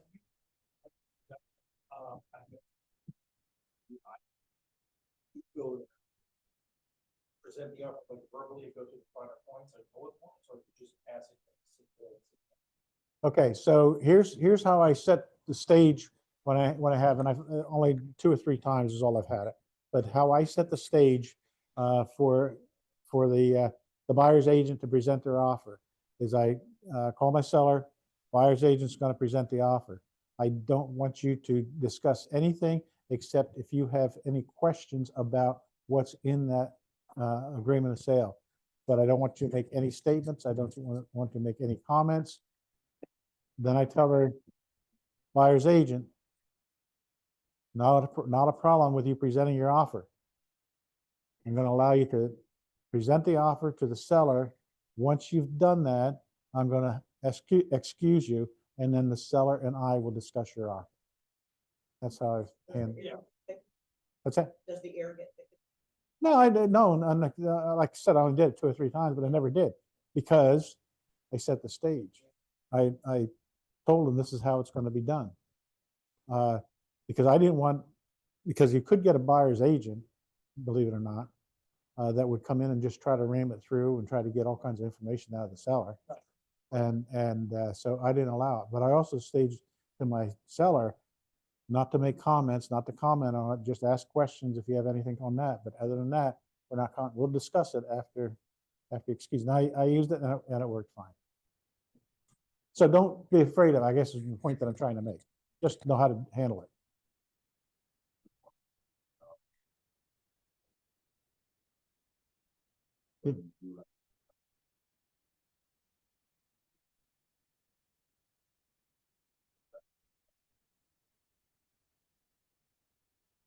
Mm-hmm. Yeah, And just side benefits to that might be, like, does the seller know who's on the other side, who's working on the other side? So if you go and you present yourself as a professional, and clearly present an offer, maybe that has an opportunity for the seller to see that, well, at least we're gonna be working with a professional on the other side of the transaction, so that could be added benefit. And Rob Baxter was one that I had it with, and Rob, one of his primary reasons, he told the seller about his buyer, how they were qualified, what they were doing, and so forth. So trying to make it a little bit more personal. He's very good too. That's one way to articulate. Yeah. Yeah. Yeah. Yeah. Yeah. It used to be, back when the Buffalo roamed the fields, it used to be that we presented, unless they were in New York, New Jersey, or whatever. But if the seller was local, we would always present the offer in person. We would never do it over the phone. And that was before we had fax machines and everything, but even after we had fax machines. And I would tell you, I just did that with one of my sellers. I got an offer on, and I set the appointment on Friday to go over to meet him on Saturday morning, and I went and presented the offer, and then we did a counter offer from that, and but I presented it, and I was just able to explain things better. Just able to explain things better, and it just worked better face to face. I still think with today's technology and everything, we've kind of gotten away from the personal touch and all. But sometimes you can, and that one worked out well. Although I will say, which I used to have when I had a buyer's assistant and had a secretary, I would have them call and set this appointment, because they would sell it. Well, what's the offer? What's the offer? We'll talk about it when we get there. But if I had somebody, but this seller did not ask me what it was, but the wife, when I walked in the door, she said, I was awake all night wondering what this offer was. With multiple offers. A great way. Yeah, absolutely. Yeah.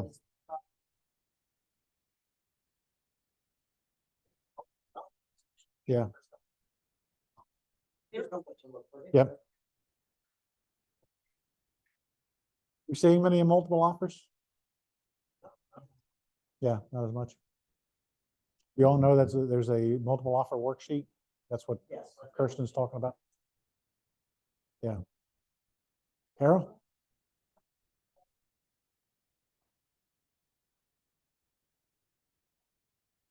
Oh, yeah. Yeah. Right. Yeah.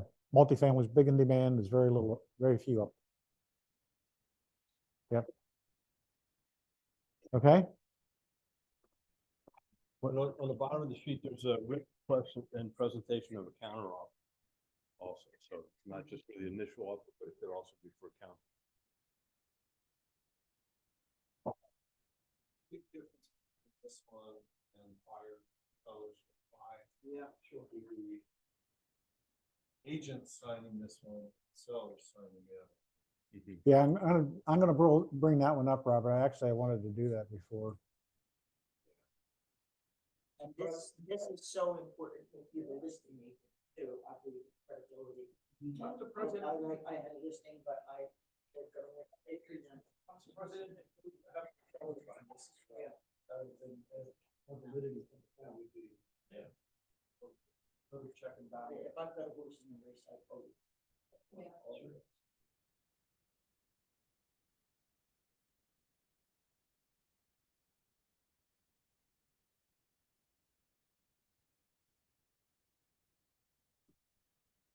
Now, for whatever reason, PAR doesn't, this is the marked up version of it for the changes in August. But it's the seller's reply. This is the one that I use and I recommend. As I said, the one that we just went over was due to the changes in the code of ethics, but it doesn't carry a whole lot of weight. You're just relying on that you have a good, honest agent on the other side. And if you do, you probably don't need that form anyway, right? Sure. Because you trust them. So So anyway, this is seller's reply to purchase offer. And so it goes into the actual information on the offer, the price, proposed settlement date, mortgage amount and type, other terms, broker submitting offer, and then the seller checks off whether they accept it or reject it. That way you know for sure that your offer's been presented. What I've done on many times when I've had multiple offers as well, I've presented the offers in person. And then if whatever offer that the seller did not accept, on the front page, I would write rejected and have the seller sign it. Just so that the other agent knew that the offer was presented. Because that can come to a lot of our minds, right? You know, especially in multiple offers. And then especially when you see that the offer that won was the listing agents. Right? Never happened, but. Okay.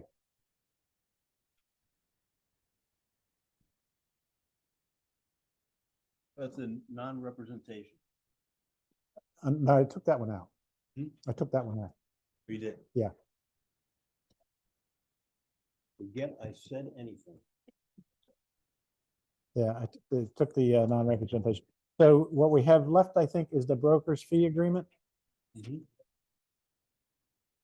Broker's fee agreement. How many of you are familiar with the broker's fee agreement?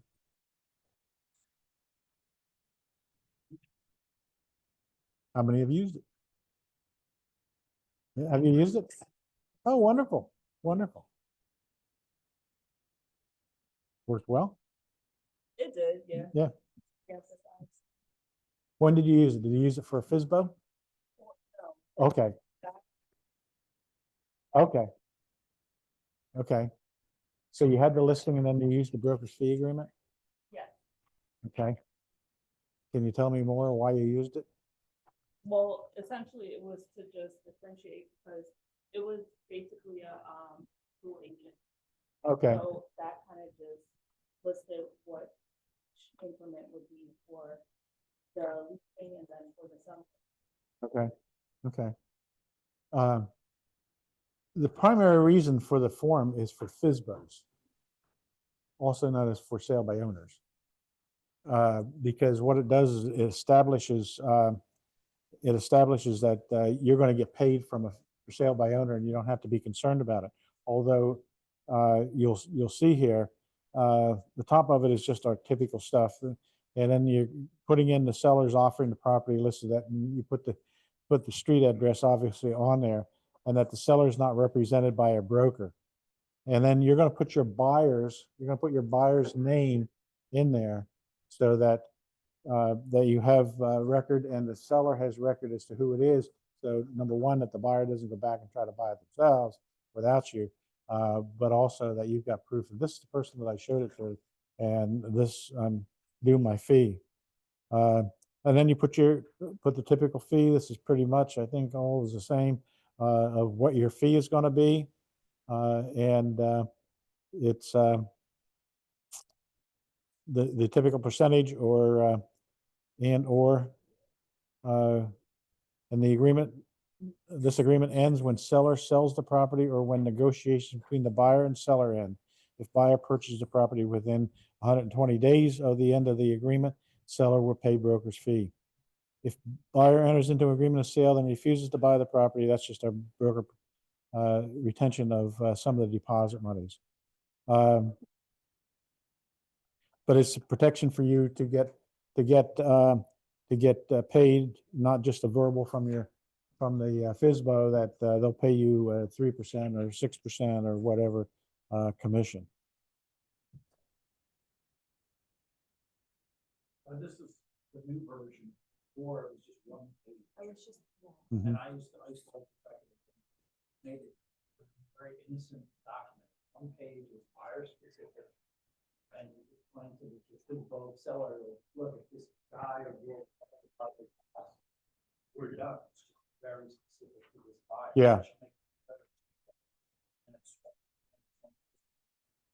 stretched it out a bit. so Just- more intimidating. Just last August. Yeah. Yeah. Okay, so JR's right. This used to be just page one. That was just it. However, the other two pages are disclosures. They're all disclosures that have to go with any real estate transaction. So it talks about recordings on the property. This is all in our standard agreement of sale. If the property was built before 78, deposit money, cooperation with other brokers, conflict of interest, recovery fund, all stuff that the state requires. So really, the nuts and bolts of the buyer's agreement is your first page, but you still have to go over the disclosures with the seller so that they understand them. And then obviously you get signatures. And which just did ring a bell for me. I've had a couple of situations recently that agents are not leaving a copy of what either the buyer or seller signed at the time that they have them sign it. So in other words, they take it with them and they take it with them and say, well, I'll send you a copy and email you a copy. And a couple of cases I've had is both buyers and sellers said, well, the agent told me they were going to get it to me. I haven't seen it. Matter of fact, I have one case. The seller says, I've asked 4 times for it, and so the agent has not given it to me. And that is a violation of the real estate rules and regulations, real estate commission's rules and regulations. You must leave a copy with anything that a buyer or seller signs. You have to give them a copy at the time of settlement. You can't do it, say, well, I'm gonna go back to my office and I'll scan it and email you a copy of it. Doesn't work. Has to be left behind.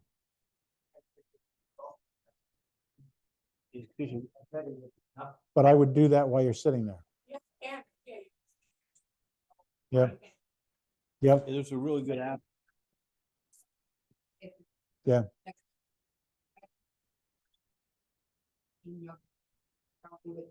Yeah. There's a really good app that I got this idea from Bob a long time ago. It's called Genius Scan.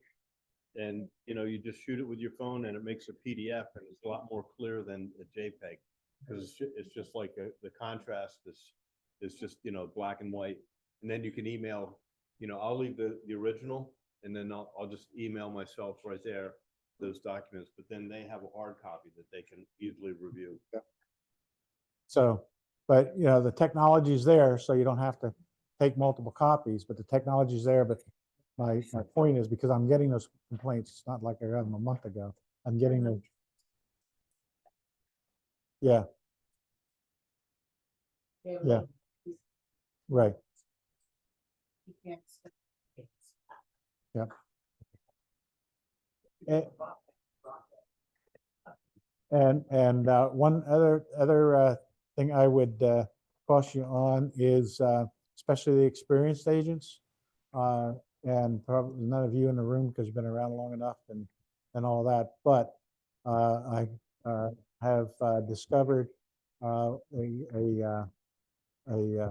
agent that's experienced that did not get their for sale signs approved by me, which a lot of you do not, should, but did not get their for sale sign, and it is totally out of compliance. How so? And totally. It's either in or out. Yeah. It's totally out. A little bit pregnant. Well, I say totally because it could be partially That's what I'm saying. not compliant. So it could be, it could be, yeah, we had a new agent that didn't bother, and he bought, he had to, no, see that, see the problem, and see that's, I think that's what a lot of agents assume. Yeah, I think a lot of agents assume that, well, the vendors in Kansas or wherever know Pennsylvania law, and they don't. They don't. Because, you know why? Because Pennsylvania has the most antiquated laws as far as real estate marketing is concerned, and all. We are only probably years ago, it was one of 7, only probably now maybe 1 or 2, I don't know, that requires that the broker's name and the agent's name has to be of equal size. Every other state, it doesn't matter. You go down to North Carolina and you don't see them the same size. So we're one of the few. But anyway, we have to go by the Pennsylvania law. So when I say totally, this one had its name. I'm trying to be political correct here. Had name 3 to 4 times bigger than what the company name showed. And the phone number was in the same situation. So yeah, that's Those are totally, Both things that's total. have that whole complex advertising rules and regulations. Both of them. Yeah, that's like David and I were talking this morning. The rules are not complicated and they're not lengthy. Name has to be the same size, equal to, and be different fonts. So if you look at my name and all in my new logo, my name looks like it's only because of the font. It looks bigger, but it's the same size. And same way with the phone number. Have to be the same size font. Can be different fonts, but can be the same size. Does not matter which phone number is on top. I always recommend and put cell number on top because you want the people calling you direct. You don't want them to call your office. But the regulations say we have to have that. I said for years, the Real Estate Commission, I've said for years, there's really a need, and some of the states require this. Forget about the brokerage name and all that. What the Real Estate Commission has always said, they want to be able to for a consumer to find out who that person's licensed with, and that's why you have to have, in today's world, all you need to do is like the construction contractors have to do, is put our license number on every piece of marketing, including your business cards. Yeah, have your license number on it. You can go on PALS, the real estate, the Department of State website. You can go on there, put the license number in there, and pops up everything. So, but anyway, that's a tangent again. I went on, but there's really not a need for it. But that anyway, that's what we have to do. So, if you happen to see that sign out there, you know that I'm aware of it. And I won't say that because then you'll figure out who it is. So anyway, what questions do we have? Any questions, comments, Carol?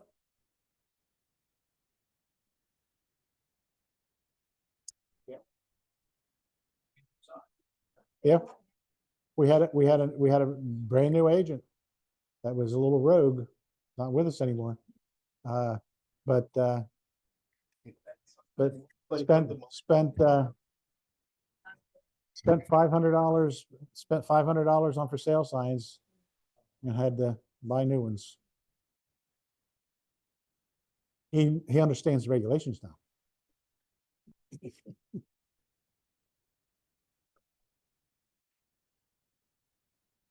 And then Yeah.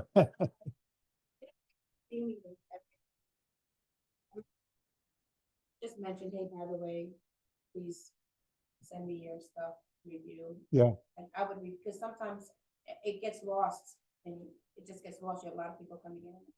People just kind of forget. And I'm sure that's what this agent did, just was not conscious of what the regs were. So yeah, it's.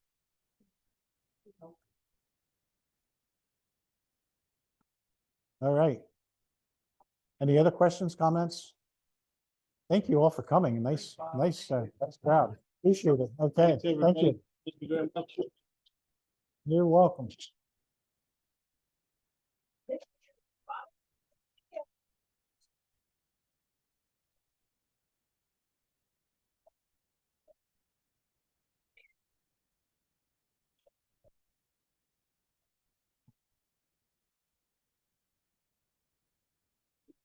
You,